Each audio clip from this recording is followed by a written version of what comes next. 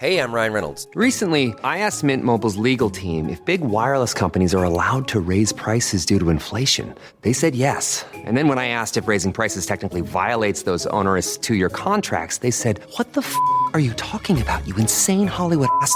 So to recap, we're cutting the price of Mint Unlimited from $30 a month to just $15 a month. Give it a try at mintmobile.com/switch. $45 upfront payment equivalent to $15 per month. New customers on first 3-month plan only. Taxes and fees extra. Speed slower above 40 gigabytes. See details.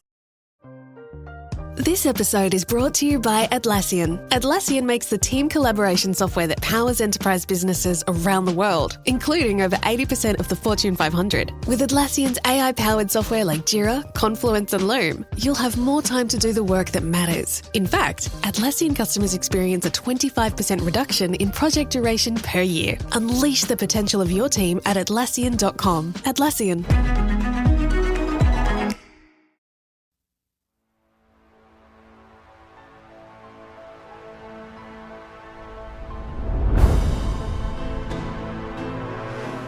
Welcome to Supernatural Circumstances, the podcast where we take you down the rabbit hole into the fantastic world of the strange, the paranormal, and the unknown.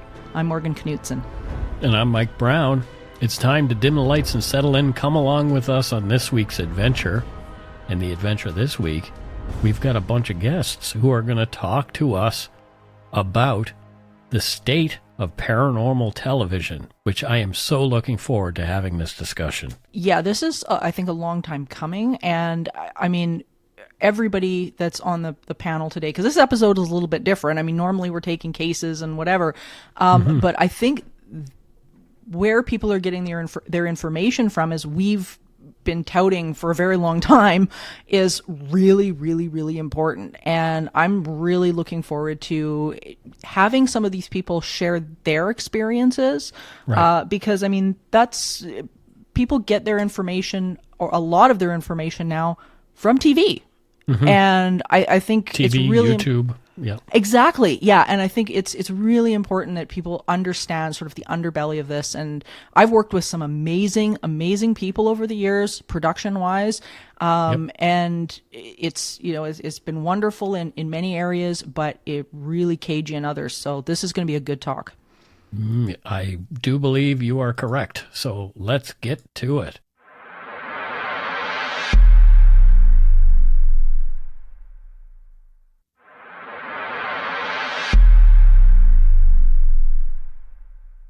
Welcome to Supernatural Circumstances, and a rather different episode today, where normally we're covering a case, or we're delving into some sort of strange phenomenon. But this was a topic that both Mike and I have been wanting to do for quite some time, and it was, of course, spurred ahead by my dear friend Chad Lewis after he made a post about the very same thing on Facebook recently. And I thought, you know what, the new year is, I think, the perfect time to talk about this, especially what's been going on in the news, with people questioning what's going on in the news. We've got weird drones, we've got all sorts of strange things going on. And I think this is the time to talk about the authenticity and the behind the scenes, what people don't know about some of these paranormal shows, where things have gone, how things have gone off in the ditch. And I think we've got the perfect cast and crew today to talk about this. Is, of course, Mike and I, and the amazing Jason Hewlett, who is from BC, all of us Canadians, and then our good friend Greg Bakun and Chad Lewis from the US. So I think we've got a great sort of overall a panel and feeling here of what might be, I think, a really great conversation. So Chad, I'm going to start with you. What was it that spurred you on to post what you did on Facebook? Maybe tell everybody a little bit about what that was, and what it was that spurred you on to write about that. Well, what happened is I saw a image that someone had done of where people get their paranormal information from. And there were two booths. One was paranormal researchers, completely empty, cobwebs, and then a long line of people anxiously waiting to see TV show people. And I run into this, as probably all of you do. Whenever I do a presentation, people ask, what TV shows have you been on? Or do you know this person or that person? And it really, for me, it goes back to my late friend Linda Godfrey told me a story that she was at a conference once and she shared a table with Rosemary and Guiley. And they both, two giants of the field sharing this table. And as people strolled in, they walked right by their table to get to some TV show person's table.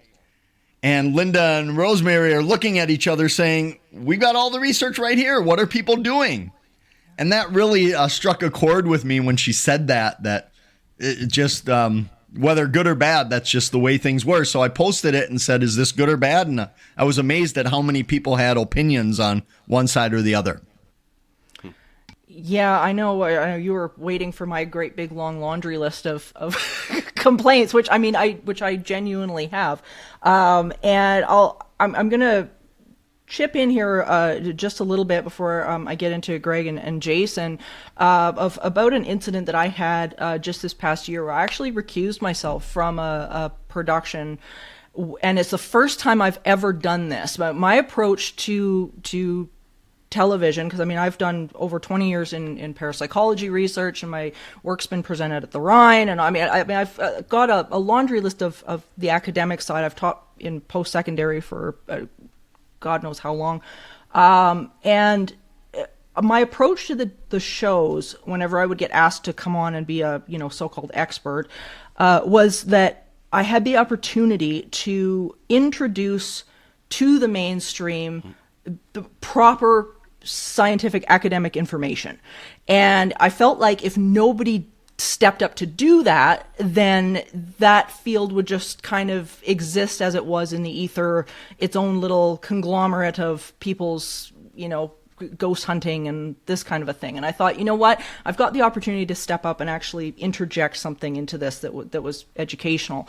And I had an incident where I did that, and my opinion or the factual information that I brought to the table, which was, I always make sure is based in the latest data and the latest parapsychology research and what's in the white papers currently, was scrapped and replaced by somebody's essentially whatever they wanted to hear. It was ghosts, demons, orbs, and craziness.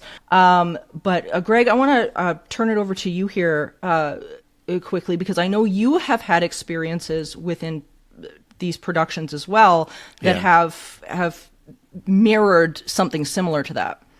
Yeah, and I was just talking with somebody about this yesterday. I'm out in Wabasha today, and there's a paranormal event that's out here, and there's other teams and stuff. And we were talking about, over time, there's a lot of teams that get approached by production companies who want to see if have them try out to be in a show, and a lot of leading along, obviously, that takes place in these. And I had been working with a production company back in 2018, 2019, the same people locally that would have done Ghost Brothers as well as Tennessee Wraith Chasers, one of their shows. And we went through an awful lot where the person I was with at the time and myself, we were pretty much sure that we were going to be on the Travel Channel. And it's weird. It's kind of an out of body experience now to think about the type of person I was back then versus now. Because I'll be perfectly honest. Back then it was exciting. Back then it was just like, we have this opportunity. We're going to do this. We're going to, unfortunately, visions of grandeur does come up during this a little bit, especially when you're new at it, and, you're listening to what the terms are going to be probably for the show. And you're just like, this isn't great actually, but it's okay because we're going to last and we're going to be great. Then it came to the point. And it's not. It's just. It's that. Where is that dilemma? Where does that moral dilemma come in? Where they sat us down and say, Travel Channel just doesn't think you guys are scary enough. And I mean, anyone who knows me, then I'm scary. You know, I'm scary in general. But when it came to that, you know, just the idea of like you're pitching a show that isn't about demons. You know, there isn't demons, all this stuff. It was like, okay, so what everyone says is actually true. You know, when you hear so many people who talk about this, and you hear so many people talking about going through the motions of trying to get a show, it always does come down to this, because that was never a thing. And even more scary for us at the time was like I said, we were working with them for about a year. We did sizzle reels, we did all this stuff, and one day I said to the person at the production company, I said, here's some ideas of concepts for the show. And they were surprised. Like, they're like, oh, yeah, those could work. Like, there was no even interest in, like, what's this show going to be about? What you're going to be doing? And that's really frightening, because it's like, you know, I'm thinking the world of this stuff, and I don't know what they're thinking at all. They kept us in a silo. You know, we didn't know. But once it got to the point of like it's starting to cross the threshold of what I'm willing to do and what I'm willing to put myself out for, that could actually really harm my reputation as a paranormal investigator, is everything that I've been working really hard to do, which in theory got me to this position to begin with, of having someone even consider me. It's just not worth it. And now I'm at the point where if someone came to me tomorrow and be like, hey, would you be interested? I don't think I would. It's not something that what I said, that I'm a different person than I was now going through it. It's no, thank you. Yeah, and I mean, your story, I think, Greg, has echoed just so many. Jason, I'll let you weigh in on this as well, because you're sitting here, again, from the Canadian perspective also, and I know, and you've had film experiences and stuff like that, and luckily with a lot of good people, yeah, well, exactly, right? I mean, like, yeah. So anyway, I'm gonna get out of your way and let you weigh in on this too. Well, it's funny because like Greg, I had a situation that was very similar to yours. Like, I've been doing this for just over 20 years now, and I have like a film and journalism background. So I get like where these shows are coming from. I get it, because they're here to make money. So the truth isn't really important as long as they put something out every week that gives audiences what they want. So I understand that. But someone who's a journalist, you know, your credibility is everything, and I think it comes through in the field of paranormal investigations too. If you want to be a serious paranormal investigator, the way you present yourself and kind of your image, for lack of a better word, does really bring a lot to the table. So I was kind of lucky. Like, where I've worked mostly has been in the realm of documentaries, and so I had a web series, and it's in the process of being resurrected, called We Want to Believe, and it is a docu-series, so it's not a paranormal reality show. We went in, we recorded our investigations as they happened, we put episodes together, and if nothing happened, we said why nothing happened. And so it's won some awards, and that worked out really well in our favor. So, but we were being realistic, and it helped that my colleague, Pete Wren, like, he's been a part of TAPS. He knows all, like, the ghost hunters people. He saw what happened, and so he was always been shy about getting involved in anything that was like a TV production. So that's kind of where I came from. But back, it was 2 years ago, I was approached. I'd done a few, like you did, Greg, about, you know, test things, being approached for shows, and it just didn't work out. But I actually had one come up that I actually had signed, like, the NDAs and all the contracts, and it was going to go ahead. And I'm like you, it was like the concept of the show, and I can't talk what it is, but it was BS, in my opinion. Mm-hmm. But it was exciting to be at a point where, I could actually do this, and this would be kind of neat, and it would actually afford traveling all over North America, which sounded pretty cool. But for whatever reason, it took a while to get going, as these things do. And then kind of the Hollywood writers' strike and actors' strike happened, which delayed this, which should have set something off also in my head. So I was kind of taking that into consideration. But in the interim, I got to work on a couple of Small Town Monsters documentaries. And I think they're among the best documentary producers that are out there, because they're very there's no sensationalism, etc. So that cemented why I liked doing the documentary stuff. So when it finally came time that the show was going to go ahead, like last February, they're like, we're ready to go. Are you interested? I was like, no. because I weighed what doing a show that I thought the concept of was BS would do to my reputation. And I thought, too, at the same time, I'd be a puppet. Like, whatever, like, same with you, Morgan. I could, all I want, talk about how I saw the science of paranormal investigation going and the methods and all that, but they would just jettison that and whatever would be the most sensational thing. So, and then that would then be transposed on myself if I tried to present myself as a serious investigator afterwards, and it just wasn't worth it. And I'm glad I did, because I'm continuing more on the road of writing books and making documentaries, and I think that's where being in this field, the greatest chance of presenting any accuracy lies. Yeah, I know, I agree. And and you were mentioning journalism, and I think that's really the crux of a lot of this for myself as well, is that the way I have always seen journalism is that it's a position of integrity. And this was one of the conversations that I had with a number of production companies over the last number of years, is that when you are calling out to people who have had experiences, whether it be, people that, on the professional level, like doctors and nurses, or whether you're, talking about the layman or, whichever, many of these people, when they're being interviewed, which is usually the type of show that I would try to take, because they would ask, here's the case, can you give us your take on the case? And I always took that very, very seriously, because I thought these are people who have maybe never told anybody about what has happened to them, like ever. Mm-hmm. And they're putting this on the table for the first time in front of an international audience. And I felt like it's my responsibility to give them the most accurate information that I possibly can give them.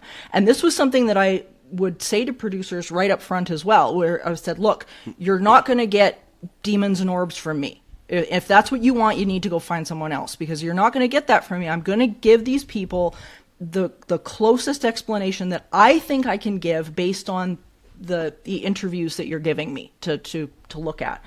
And to me, that's where this really, really goes off the rails, Jason, like what you were saying with this issue of journalism, is because that to me is, if you are presenting this as some sort of a documentary, which these shows usually do, even though many of them are labeled entertainment, if you've got real life stories, people are not thinking that this is entertainment. People are thinking this is a documentary featuring real life stories. So if you're pulling these people on and then having them spin a narrative, this is a very, very dangerous situation, because not only do we see this in our news media nowadays, we're now seeing it branch off into these other areas. So when did you guys start to notice the change in this? Because there did seem to be an evolution where this seemed to get really bad. And Chad, I'll talk to you about this, because this is, or I'll start with you, because you've been in this a really long time. Was there a point where you started to see this go off the rails production-wise? Yes, definitely. And it's been the last few years where I think I did my first show appearance in the early 2000s. And back then, you could talk about a subject for a bit. They'd ask you a question, and you could go on, and they probably cut most of it. But recently, I think the reason why I might get asked back to shows is that I took all my experience of doing early morning radio interviews where the disc jockeys have a 5-second attention span and applied that to their questions, where I would give them a 5-second crazy answer that I knew they would just cut and throw that in, because now the shows are so spliced. If they had the 5 of us on there, the 6 of us, you'd get a 5-second quote. Someone else would pop in for 5 seconds. And so I think for me, that's been a turning point, that I just kind of give them a 5-second blurb almost, and they love it, which makes the show even worse. Good to know you're helping out the problem there, Chad. Well, I think Jason's right that I see it, and I think there's a difference between production companies that are trying to get a show going and are pitching you to do a pilot or a sizzle reel versus shows that call you that are already on the air and want you to appear. Sure. Like I had a show call me not long ago on a Thursday and say, we're going to be in the such and such town on Saturday. We want you to come in and talk about the history of the town. And I said, I really don't know much about the history. I know some legends, but the actual dates and that I don't know. And they said, well, could you know by Saturday? Could you be an expert by Saturday? And like 24 hours later, and maybe when I was younger, I would have jumped on that and said, yeah, sure. But yeah. No, Greg, I'll let you add into that as well. Cause I think you've got something there, Chad. Well, and I do think, I do think too, it's like, probably for a very long time, I was pretty sure that what we were watching wasn't exactly, right, wasn't real or whatever. But at the same time, you kind of hope in some situations because there's some really good things that happen on screen. But I remember, and Chad, you'll know this hotel. I'm not going to say it, but there's a hotel in Minnesota that had the Dead Files come out too. And a bunch of my friends were asked to take part in the production of it. And there's a psychic medium in town who's she's very gifted and she's also very vocal. And I guess at the shooting, which took 3 days just of mainly anything without Amy because it was the Steve stuff and interviewing people, that she cornered one of the producers, and she's just like, you have an opportunity here because this place is legit. You have an opportunity here to present it as factual. And this is can someone actually do this? Can somebody actually just stick to the facts, present it as it really is without trying to mess around with it, without trying to fabricate anything of it. And I will say that when the episode came out, the place was pretty unrecognizable to me, and I had been investigating there for years. The stories I've never heard of, and the person who cornered them, she knows the place very well, and she was also like, where did this stuff come from? I know everything about this place. Where did this come from? And the idea too, that some people don't understand when it comes to these shows is just the overall editing and the time it takes to shoot this stuff. My friend John was out there for the shoot. He was out there for 2 days, I think it was. And he was in the edit. He was in the final edit. He's on there for 3 seconds, and it's just a shot of him saying, "The chair moved," and that was 2 days of shooting. And that was all it was. And so every time we see him, we're just like, the chair moved, because it's just still, he's still incensed by it.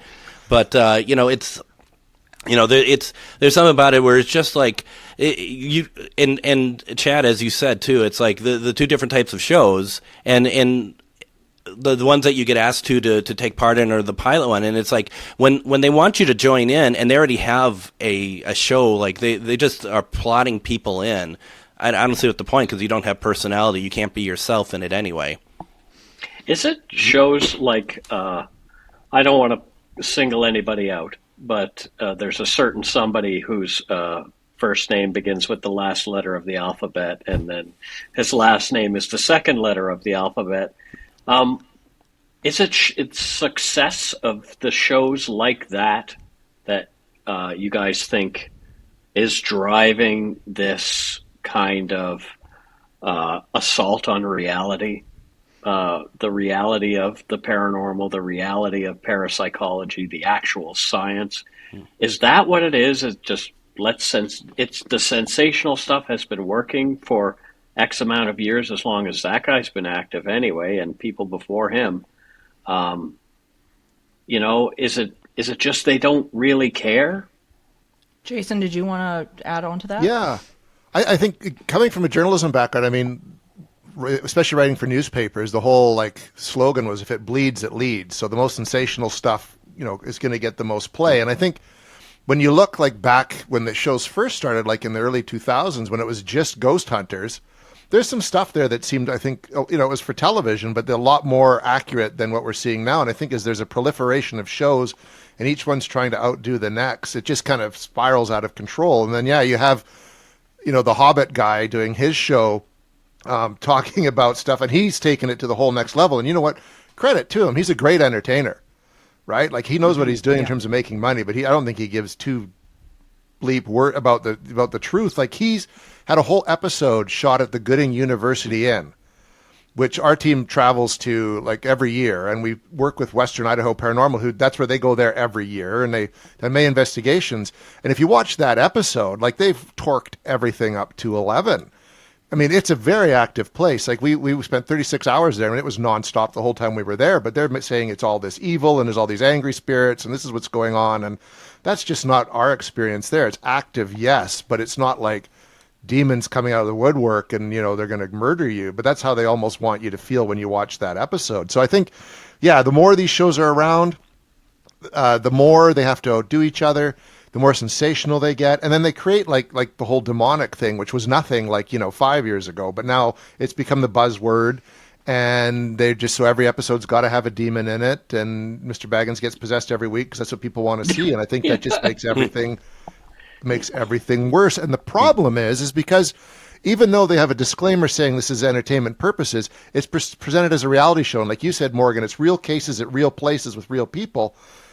So the general audience isn't smart enough to realize that it's BS, and they take it at face value. So I don't know about any of you in the field, but I have people come up to me sometimes asking questions, afraid of that their house has a demon in it, when I'm just like, no, like, there's the chances of that happening are 1 in a bazillion, and I wouldn't even say it's demonic. Like, it's just an angry ghost or something like that, or something maybe more negative. But that's sort of my 2 bits on it. Sorry about the rambling rant. No. I think you're dead on, and you've brought up some really, really important points. And the one thing that I want to add on to there, Jason, is the audience's ability to discern which is which and where the line is. Because that to me is the number one problem. Like, I mean, if people want to, throw these shows together and say, this is a show for entertainment purposes, go have fun, whatever, air the show, it's a scare, great. That's fun. Everybody needs a horror movie every once in a while. No, I have zero problem with that whatsoever. But that to me is where the issue is here with the media, and we see it, as I say, not only in this, but we see it in the news as well, because my family has a very strong history in the world of broadcast here in Edmonton. And, I had a conversation recently with a friend of mine who was working for local media here for, well over 25 years. And that was the one thing that we were talking about, is that he said and this was a news program, we cherry picked our experts until we found somebody who would spout the narrative that we decided was going to be associated with this story. And this is where the danger is, because like you were saying, you used to be able to tune into some of these shows. Like I'll give the example of like Sightings, right? Linda Moulton Howe and Sightings, right? Great where example. so you could tune into these shows and go, okay, wait a minute, I'm getting some semblance of researched fact that I'm looking at here. Like there's credible investigators like Lloyd Auerbach and Carrie Gaynor, and people who we look at in the field and go, we know these people know their stuff. And now people that don't realize that there has been a shift in how things have been presented on television are still looking at this information and going, yeah, but this is really well researched. These people must know what they're talking about because this is well researched journalism. It is not. And that was the one thing that my friend was talking about. He's a producer now and whatever. And he said, we were given a one sheet of what the story was supposed to be from the higher ups, and that's what we went with. So it wasn't like we had people in the field that were looking into this or looking into cases or trying to figure out what the white papers say or anything like that. None of that is happening. And I think that's what people really don't understand, is that it's not like it was 20, 30 years ago in the media. That's just not happening. So I want to sort of carry on that a little bit, is that at some point, this shifted, like we were saying, from people maybe that just wanted, I don't know, maybe just wanted some extra cash, they wanted a show to go or whatever, to deliberate ignorance, in my opinion. Like they're literally putting the facts aside in order to spin a narrative, because this is definitely my most recent experience with this. It's not even necessarily the producers, it's higher up than that. Chad, who do you think is driving some of this? Is it the networks? Is it the companies? Like, what is it what's going on here? I feel part of it is the TV shows, but part is the audience. The TV shows can say, do we give the audience what they need or what they want? And what they need is a sightings type show with research and great researchers and tons of academics on there. But what they're giving is what the audience wants, that demonic possession, the jump scares, every place is going to throw you into a portal to hell when you walk through the front door. And I can't blame the TV's 100%, the shows, for that, because that's what the audience is soaking up. That's what they're grabbing. But I think we've come to a point where no one's trying to give them the other option to see if that would work. They're not jumping back saying, why don't we do more of a research-based, less drama, and see how that works. They're trying to say, how can we bring psychic pets into the show and see how that flies? Well, there's been a really recent example of the audience wanting more with this new podcast that just kind of came out of nowhere and knocked Joe Rogan off the top spot in the US and the UK, and it's called the Telepathy Tapes.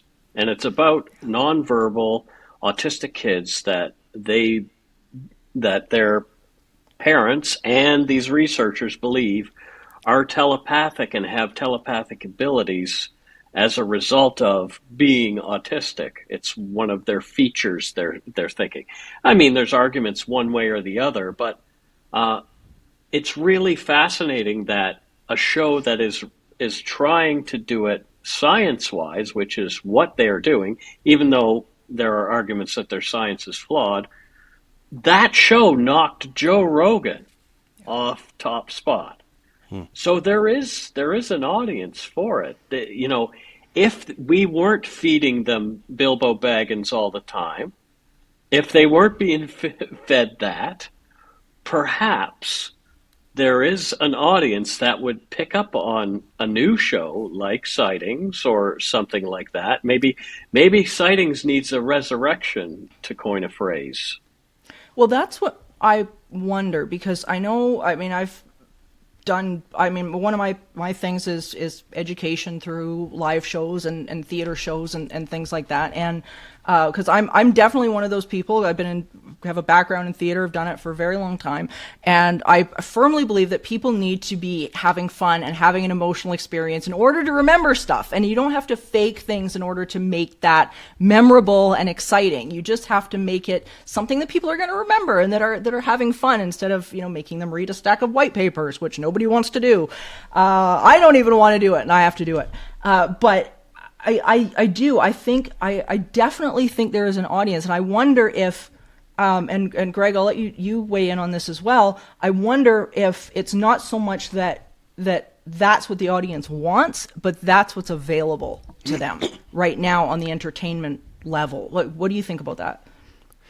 I think, I personally don't think the audience cares.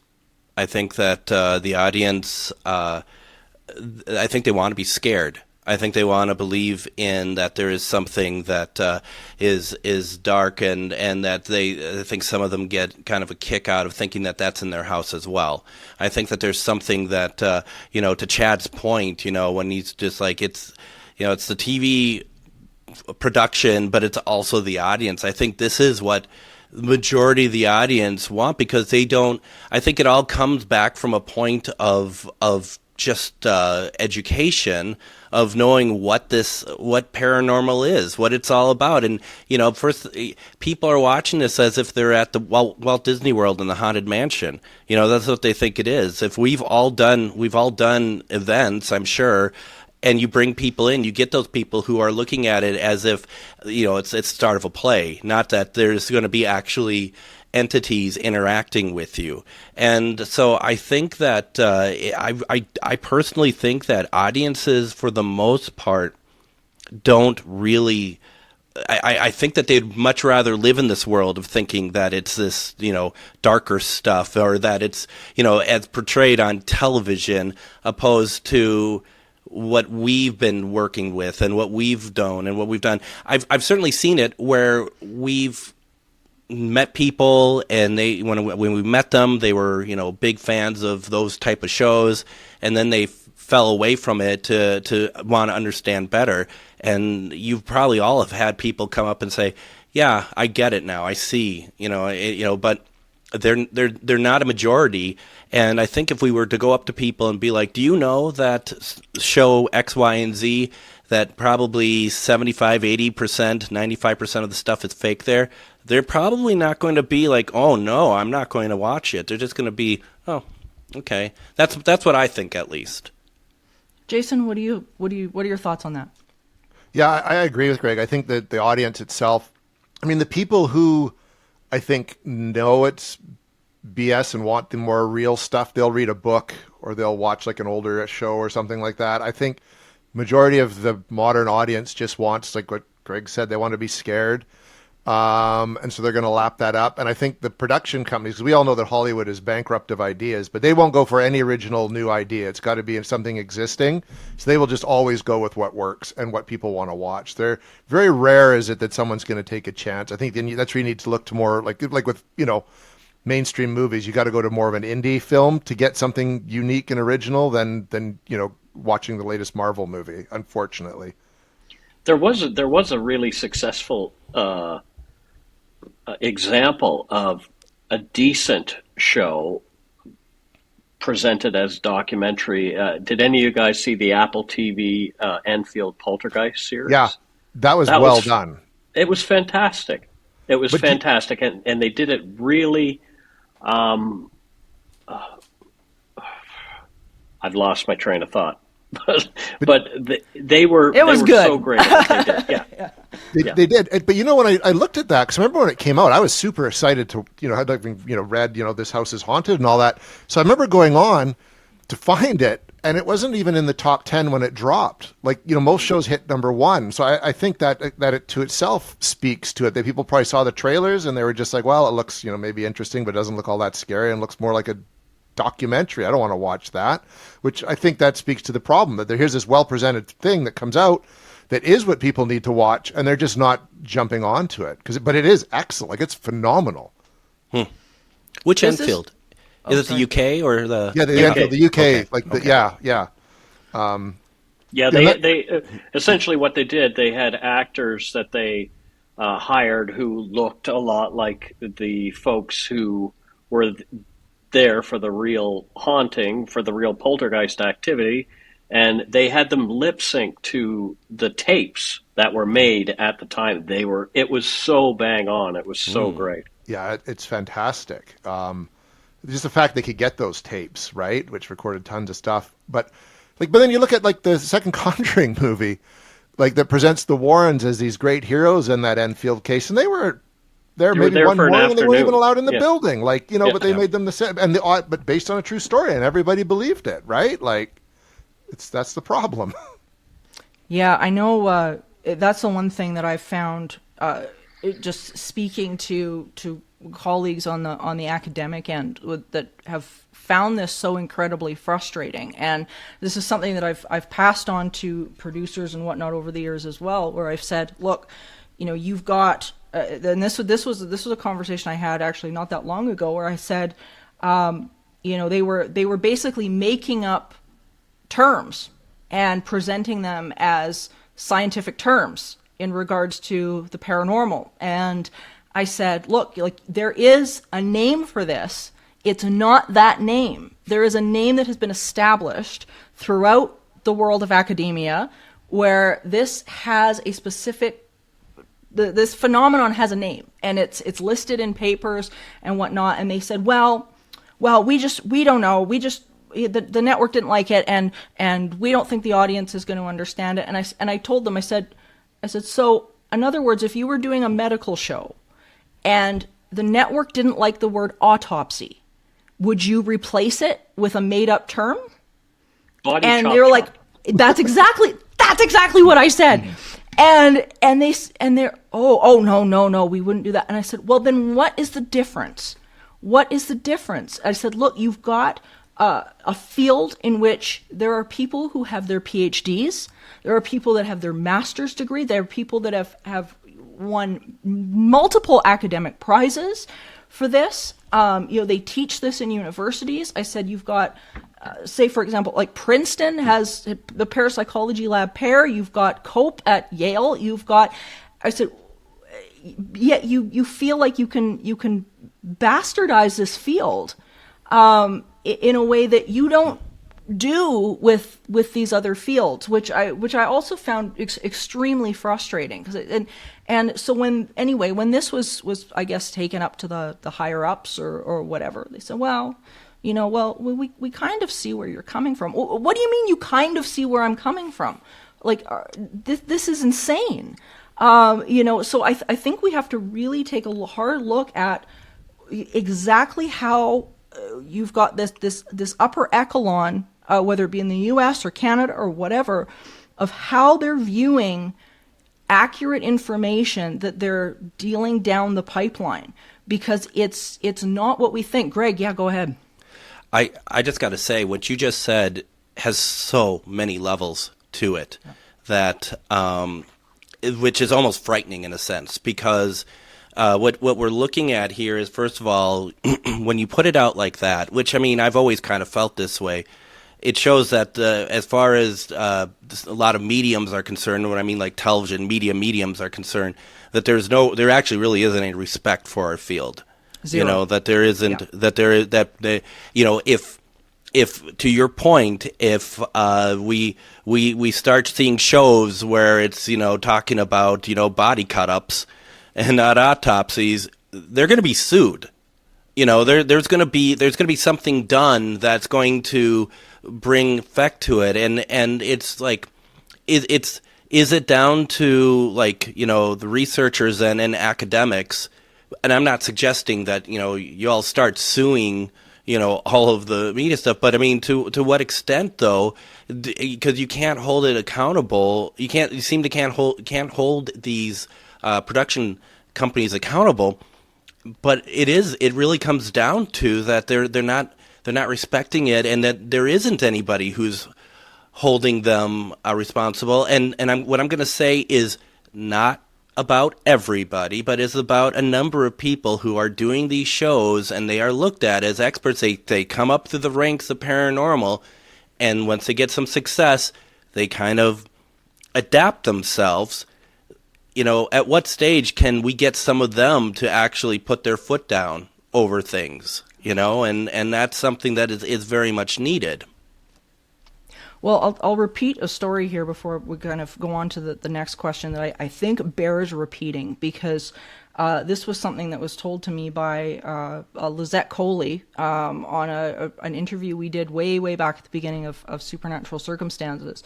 And she is, for those who don't know, she is the president of the Parapsychology Foundation out of New York, one of the oldest parapsychology research places, organizations in the world, and definitely in America. And she was present, as well as another dear friend of mine, Dr. Nancy Zingroni, for 9/11 when the Twin Towers fell. And I will never, ever forget this as long as I live. She said, after the towers fell, it was like less than 24 hours is what she has said to me. The Parapsychology Foundation was inundated with phone calls and emails, and not for the reason you think. It was inundated because people who had lost loved ones in the Twin Towers were calling because they were afraid that their loved ones had died a horrible death and were stuck there. Now, this is the level of damage that narrative in and of itself is doing within the public sector. This is like real life consequences. And as we know throughout academic parapsychology, there is no evidence that there is anybody gets stuck, or like we can trace that back to a number of different cultural sources and psychiatry sources, and whatever. I think it was a German psychiatrist at one point who had come up with something similar. And here you've got, which is one of the big popular narratives, which is, this poor belabored soul is stuck in this house and they're wandering around.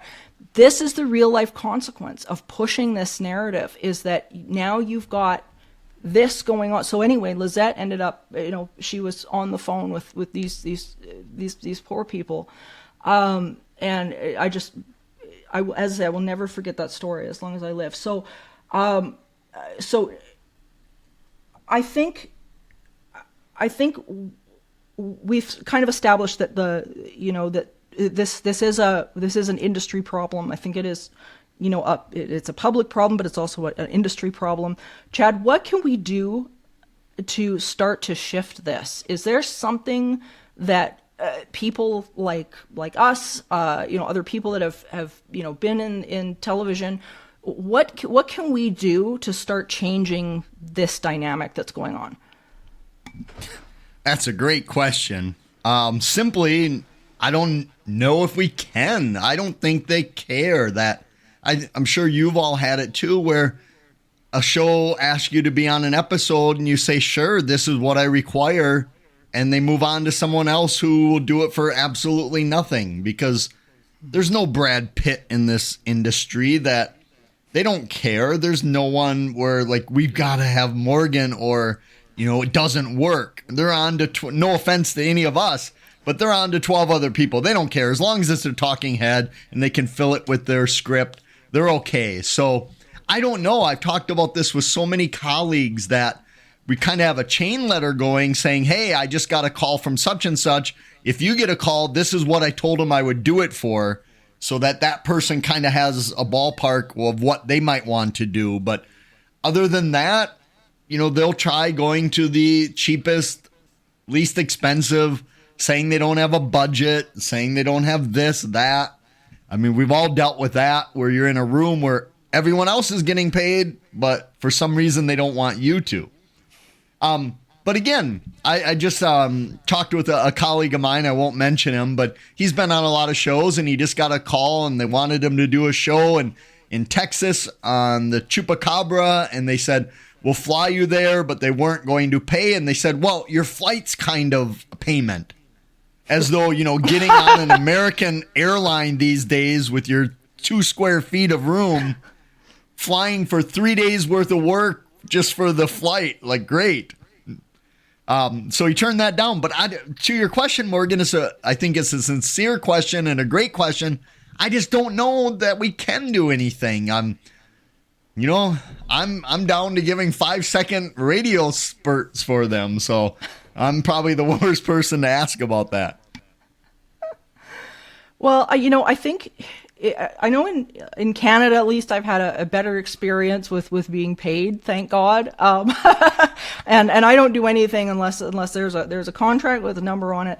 But I don't know. I mean, I do think that there has to be a way to bring some semblance of accountability. I really do. I mean, there's other ways that other fields, not parapsychology, but other fields have done it. Greg, you talked about that a little bit with, if you tried this in the medical profession, eventually, something's going to happen. I really think that there is something somewhere that's, and I don't pretend to have any of the answers. I really don't. I mean, I just make my statements clear up front with these people, as if you want me, this is what you're going to get. If you don't want that, then you need to call somebody else. I don't know. Greg, Jason, do you guys want to add to that? I guess I guess the way that I've been handling it, because it's, you see it with the conventions, you see it with everything else, is I kind of retreat into myself. When I'm doing my radio show and the way that I market it, everything is from me. So I feel like if I'm not going to be able to change out there, and and I now look at that as a different field than what I'm in. When I'm in, I have complete control to have the people on the show that I want, to have the people on the show that I know can have good conversations with, and that aren't going to be, I'm not looking for people who are salacious or surreal or anything. I want people who have their experiences, what they've written about. So I guess, long story short, I think the only thing I can do is kind of my own continuation of my own sort of grassroots sort of way of my brand of paranormal, I guess, if you will. That this is me, and I know that I'm not in it to be famous. I'm not, at the end of the day, I'm not going to be anywhere near some of those other folks as term of fame or anything. But I'll know that the people who do pay attention to what I'm saying and the guests that I bring on, I know that they're going to be the people who at least saw, and I'm not even going to call it alternative, but it's just a different point of view of all things paranormal. So at least I feel good with that, at least.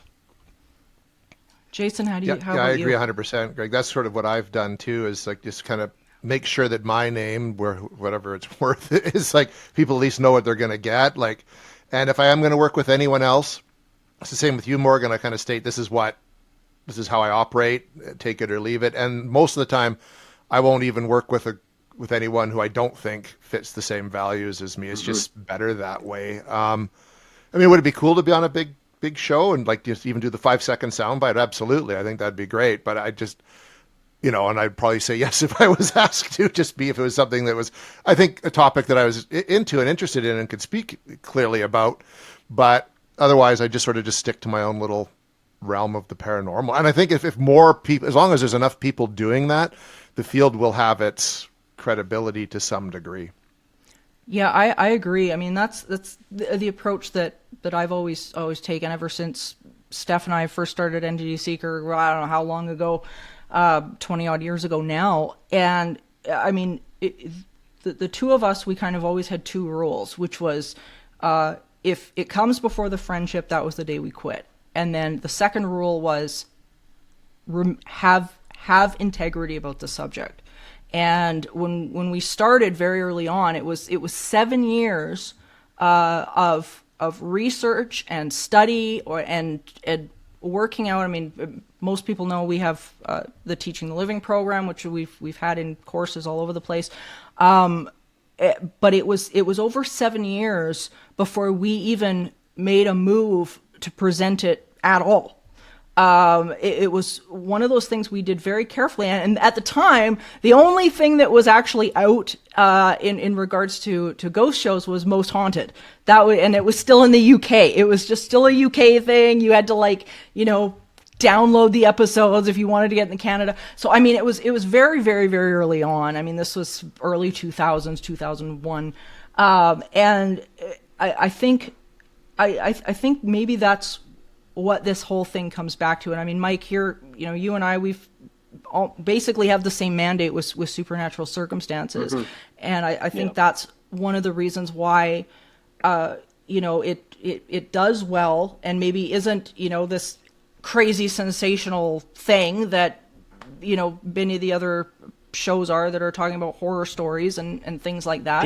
Some people would love it if we did that, but we keep forging forth with what we do. We've had some feedback on our show that why don't you spice things up a little bit? And it's like, maybe that's not what we're about. We're not about spicy. There's enough spicy out there.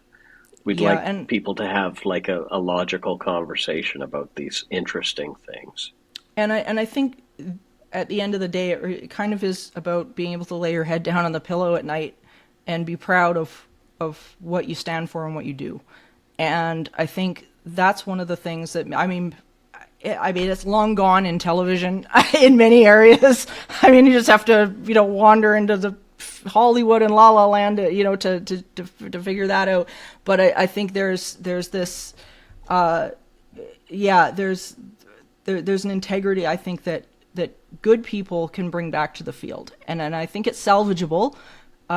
It just my 2 cents on the deal, and I think through things as to what we're doing. Greg, your show, Jason, what you're doing with your books and TV stuff, and if Chad, all the books you've put out. I mean, you've put out more books than a lot of us combined on this stuff, and I really do think that there is a shift in the public eye that is happening, and I've observed this sort of through the lens of some of these production conferences, where people will go down there and you figure out what's hot on the market and what's not hot on the market and whatever. And interestingly enough, ghost hunting shows are barreling, like they're bottoming out in the market. People aren't watching them, and well, why is that? Well, I think people are I think people are getting a clue. That's just my 2 cents. I could be horribly wrong. I could be horribly optimistic here and be horribly wrong about this, but Nope. I think people. I really do believe. I think people are getting a clue. So, but anyway, I want to thank you guys so much for having this conversation today. I think this is the start of a probably a bigger one, and one we'll have again. Chad, I want to start with you. Where can people find you? What do you have out? What's coming up? Give them the goods. Sure, just go to the weirdest place you can think of, and you'll probably find me there. He's not wrong. Yep, simple, clean. He's not wrong. We'll do some links to you, Chad, for sure. ChadLewisResearch.com. Everybody go get his books. Greg, give your spiel. Sure. I do a nightly radio show out of Minneapolis called GhostBox Radio on AM 950, and it's podcasted on Spotify and all the other places. So Morgan has been on a couple of times, and I haven't had Mike on yet, and I think I want Jason on. Chad just needs to respond to me about if he ever wants to come back on. But I'm glad he responds to you, Morgan. That's something at least. So. If you can't humiliate someone publicly, then why bother? Right? Why are we here, right? And Chad's like, I'm not humiliated. I just don't want to be in your damn show. I've got 5 seconds. Yeah, I mean, 5-second clips. I can give you those all day. My show's a little bit longer than 5 seconds, but we can make it work. I can slow down that audio. So, Jason, what about you? With the Canadian Paranormal Society, so you can find our page on Facebook, and we have a website, and some books I've written, you can find them on Amazon or through Small Town Monsters. And I'm putting together a new podcast coming up, and I'd like to invite all of you to join me on it once it launches later in the spring. Deal. But I'll reveal more of that on my pages as I get there. Absolutely. Yeah, whatever we can do to support it. And I think, just to everybody listening, I think this is just why did we do this? It's a byware to everybody out there to just remember to critically think through what you're hearing. And, critical thinking is a skill that's kind of gone by the wayside, especially as soon as people hear it off of a television or radio, right?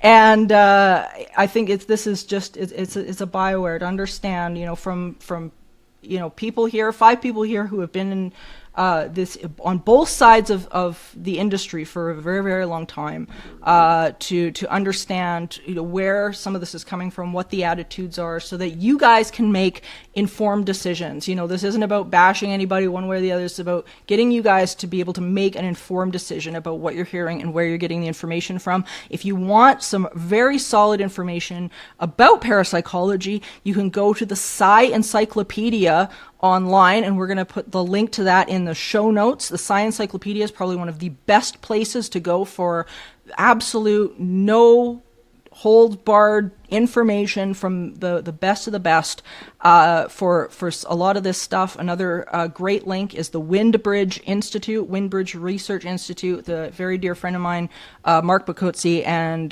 Dr. Julie Bichel. They are probably one of the leading research organizations for mediumship and information in that regard. So if you're interested in that, they've got free downloadable information. These guys are the top of their field. And then, of course, there's the Society of Psychical Research. And if you're interested in courses, there's, of course, the Rhine, RHINE. And the Rhine offers courses, and they're coming up with some brand new courses actually here for the new year. Can't recommend them enough. Great places to go. So we're going to include all those in the show notes. And thank you guys all again. This has been a great conversation, and we'll talk again soon. Yeah, thank you very much. Thank you. Thanks.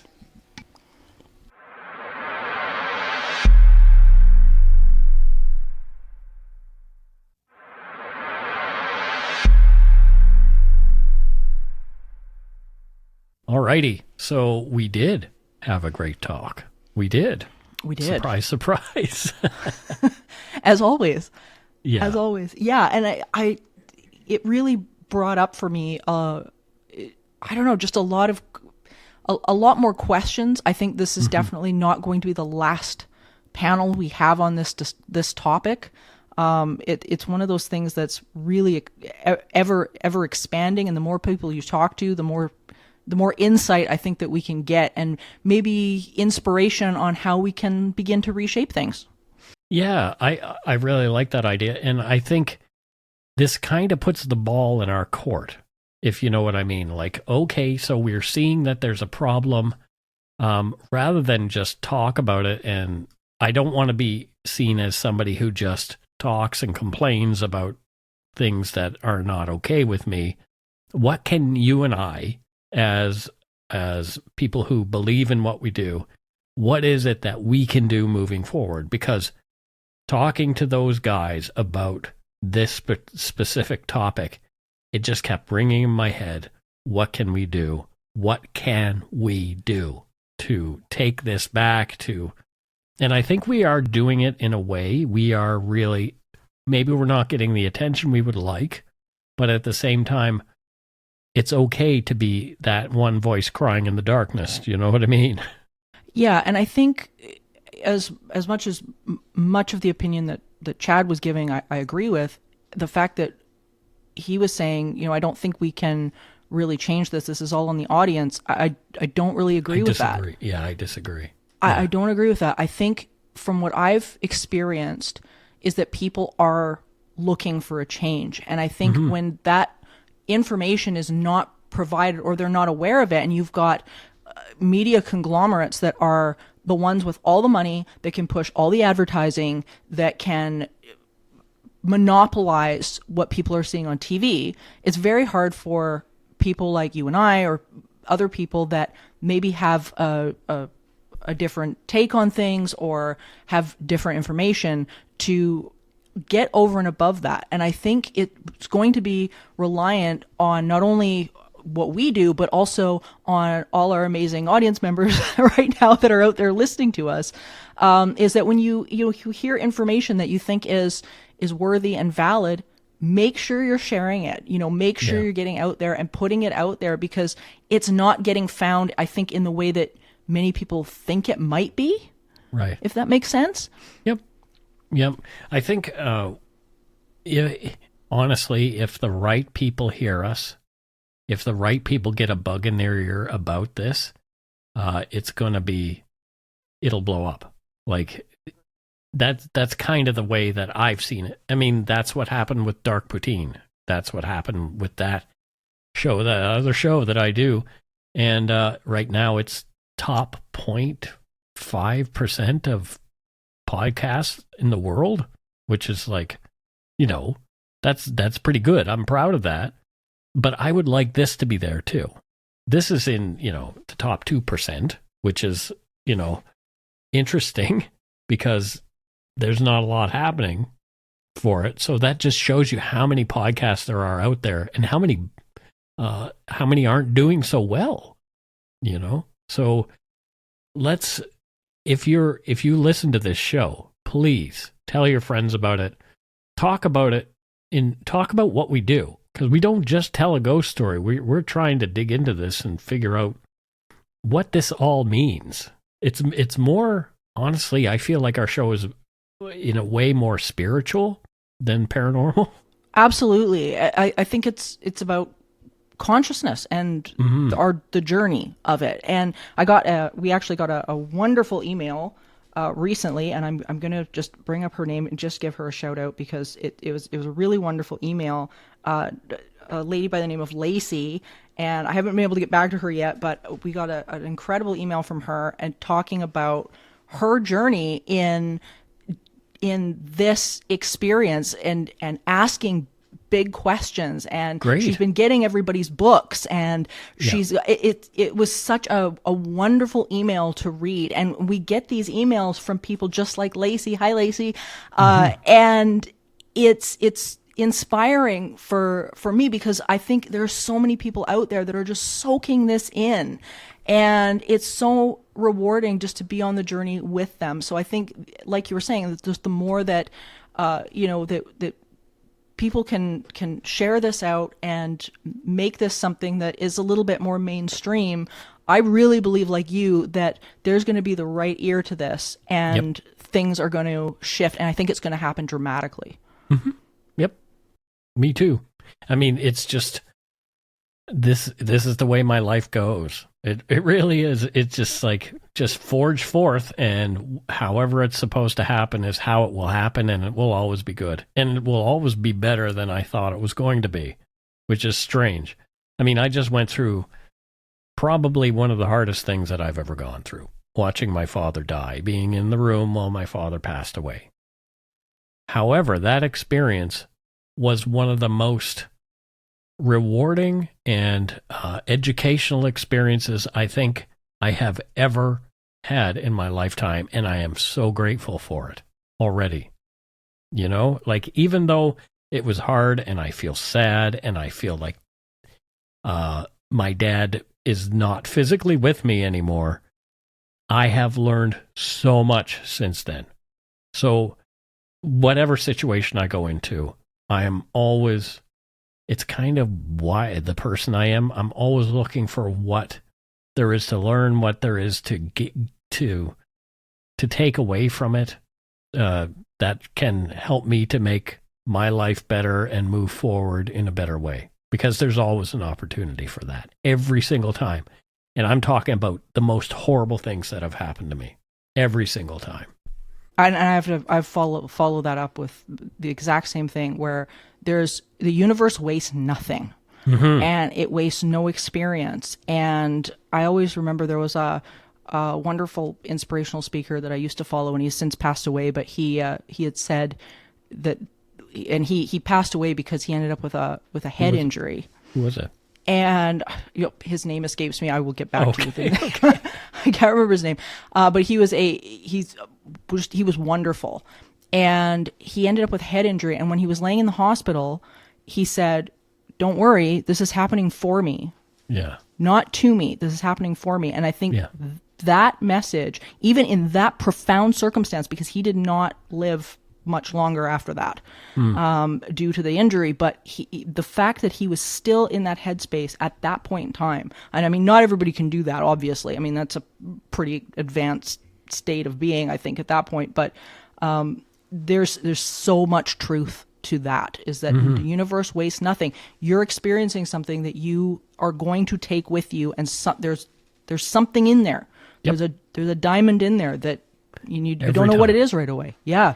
And I will have people yell at me about it. Well, how does like the death of a child, or how does like a horrible disaster, there is something there for me spiritually in everything that I have been through. Everything. Whether I choose to see it or not is a different ball of wax, like, it's about how you perceive it and what you take away from it. Every opportunity, like you say, the universe wastes nothing. And I do believe that the universe, whatever it is, loves us. I really do. Yeah, I feel it. Mm-hmm. I feel it. I feel it when we do these shows, and every episode when we talk like this and we end on, as frustrating as it has been to get some of this information out sometimes because of what we just talked about on the show with the crew here. We're doing the work, Morgan. As David Lynch said, just do the work. Do the work, and that's what we're doing. That's what we're doing, and we're just encouraging everybody else to do it too. And we're so thankful for everybody out there that is doing it with us, because we couldn't be doing it without you guys. And there's a reason why we're in the top percentage of podcasts, because you guys are doing the work, and it's amazing. So I couldn't be more grateful, and I couldn't be more grateful for this discussion today. It was absolutely fantastic. Agreed. So thank you for joining us on this interesting expedition, dear listeners. And remember, there's no line between the natural and the supernatural. All is consciousness. Until next time, there is no line. What line are we talking about? Yeah, exactly. Stay curious, friends. Supernatural Circumstances is a co-production of Entity Seeker Paranormal Research and Teachings and Good Egg Studios. This podcast is part of the Curious Cast podcast network. Theme music by Corey Johnson of Catalyst Records in Edmonton, Alberta. You can learn more about Morgan Knudsen at entityseeker.ca and learn more about me, Mike Browne, and listen to my show, Dark Poutine, at darkpoutine.com. Feel free to email the show at supernaturalcircumstances@gmail.com.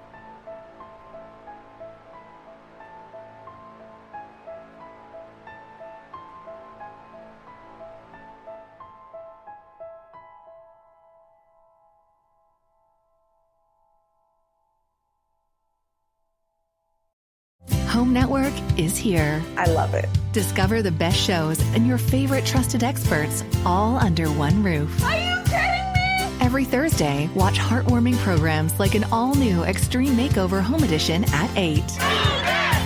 We are so lucky to be a part of this. And Honest Renovations, starring Jessica Alba and Lizzie Mathis at 9. Changing these homes, we can change families. There's no place like it. Home Network. Stream on Stat TV.